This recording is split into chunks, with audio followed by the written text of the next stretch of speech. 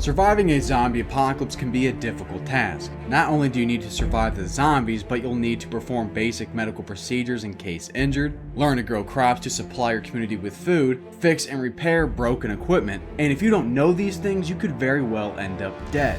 But what if you could find a place to survive where you could learn those things? Like a university.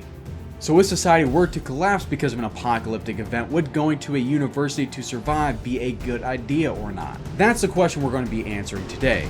But why? If zombies don't exist, why even ask such a silly question? Preparing for a zombie apocalypse is the same as preparing for any other realistic doomsday scenario, like the solar grid collapsing or a pandemic.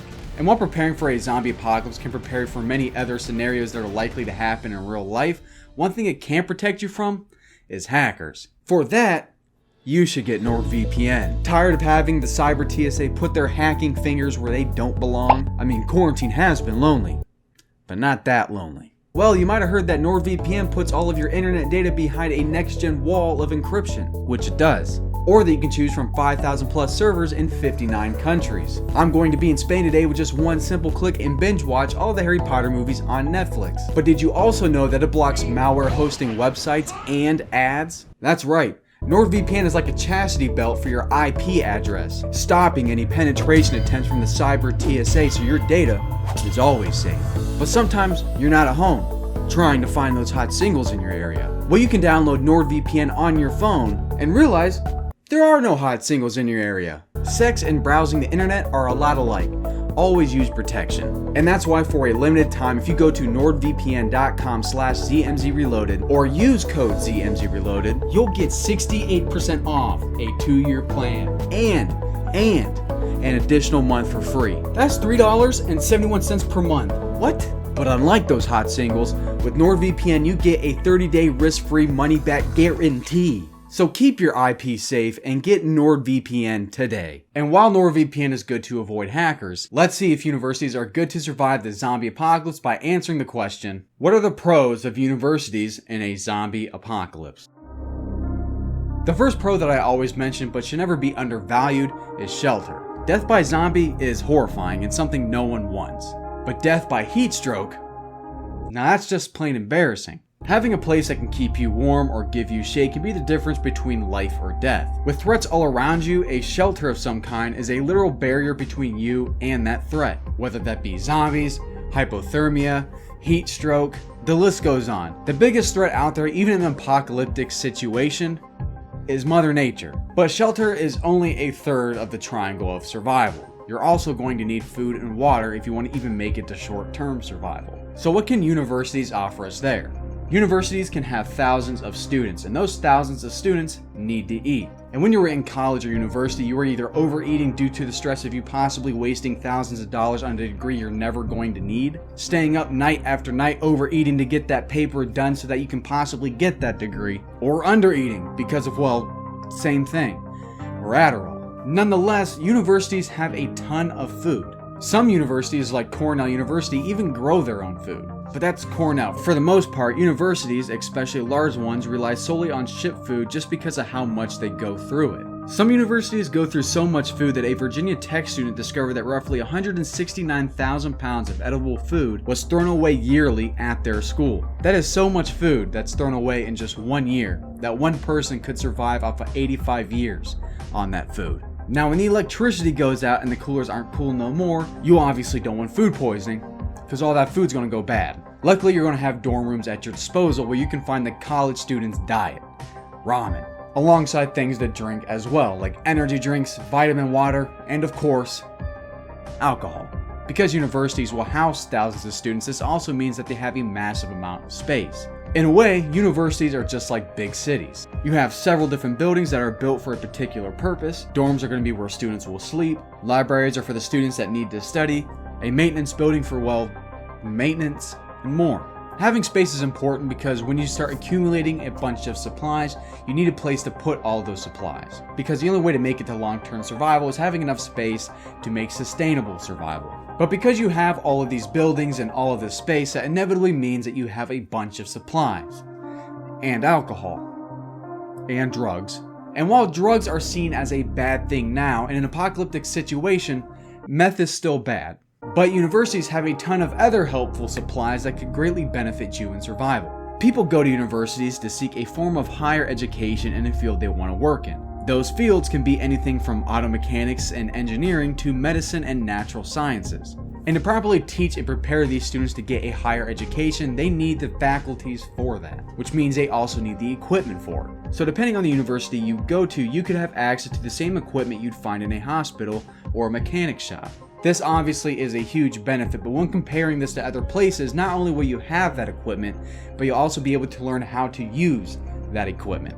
A lot of times here, people think of all the equipment that they could have, but they never actually understand how to even use that equipment, which is very important. If you have an IV bag but don't know how to set up an IV bag, do you really even have an IV bag? Or do you just have a bag containing saline solution? Knowing the how is just as important as having the what, which makes supplies at a university top tier pro.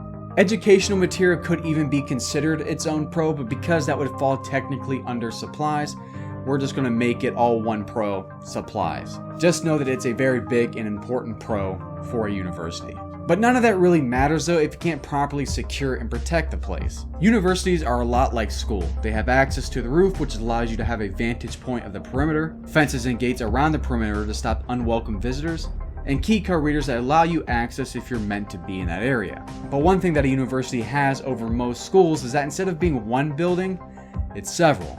If a problem were to arise at a university, whether that be from zombies or other people trying to take it over, since it's not one building and separated into separate buildings, it makes the task much more difficult for people trying to take it over, as they would need to be able to take over each individual building to fully take over the place. It sounds like a pretty sweet gig. You got shelter, food, water, supplies, security, and a vantage point. But everything that's good has its own set of problems. Before we get into the cons though, make sure you leave a like on this video if you're enjoying it so far, and maybe even consider subscribing. But with that out of the way, what are the cons to surviving in a university during a zombie apocalypse? In a doomsday scenario like a pandemic, universities will shut down in order to stop the spread of the virus to its students. That might sound like a good thing at first, but this is because it's the university's first steps in becoming an alternative care site. Alternative care sites are places outside of hospitals where a patient can seek treatment and care due to a surge in local hospitals. If you were watching this prior to 2021, don't be surprised if school is shut down again and your local school or university is used as an alternative care site for COVID-19 patients. I said it in my school's video before COVID was even a thing, and because of COVID, we now know this is what happens. But in the case of a zombie apocalypse, this would definitely be a very bad thing. Grouping a large amount of potentially sick people together means a high chance of contracting the virus. It also means a lot of zombies you'll have to clear out. Because a university is an alternative care site, this also makes it a hotspot. Hotspots are places the common public might seek out during an apocalyptic situation, like a grocery store or a hospital. Basically, any place that can provide food, water, and care is a hotspot. And since a university is an alternative care site, this also, by proxy, makes it a hotspot. With a crowd of hungry, potentially sick people seeking aid of some kind, problems are bound to arise, and just being there is bad for your safety. And with universities typically being in high population areas, that crowd is bound to grow. Being in a densely populated area is bad for many reasons. If you can manage dealing with those problems though, you unfortunately have one more. Universities are too large to effectively control and secure. A common argument I see is that you only need to secure a portion of it or only one of the buildings. And while that sounds like that could be a good workaround, that means you're always leaving other buildings and other rooms a constant blind spot, meaning that you never truly secured the university. And since we are on the topic of security, universities are really about the same as schools, like I've mentioned in my Are Schools Good in a Zombie Apocalypse. Fences are really only a form of security when people are civilized. Otherwise, they're extremely easy to jump over.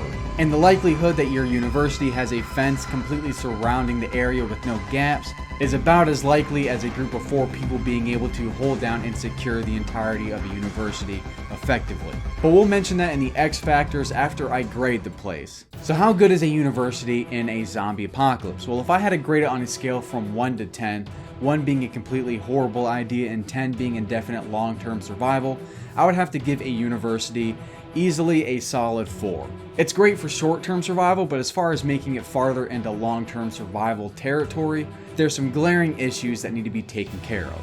But that's where the X factor comes in. With a group size of 50 or more people, you could secure a university in its entirety. Might not be the easiest, but at least at that point it becomes possible. And then the other factor is what kind of university you are taking over. Schools are generally the same, but when you're talking about universities, they can get pretty specialized. For instance, picking a place like Harvard University, a law school won't really have equipment that can benefit you in survival. Whereas picking a school that specializes in mechanical engineering will have plenty of supplies that could aid you in survival, and the knowledge on how to properly use that to aid you in survival. So if you're able to meet those X factor criteria, you can easily take that 4 and bump it up to an 8, maybe even a 9. But it looks like one thing is always the same, even in a zombie apocalypse: an arts degree is still worthless.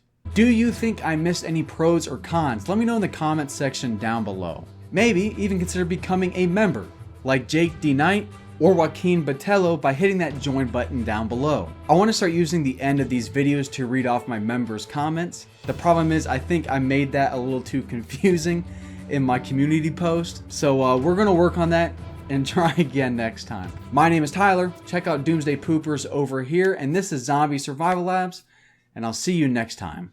And he's still swigging down his jaundice-colored piss. I mean, just look at how yellow it is. David, drink some water.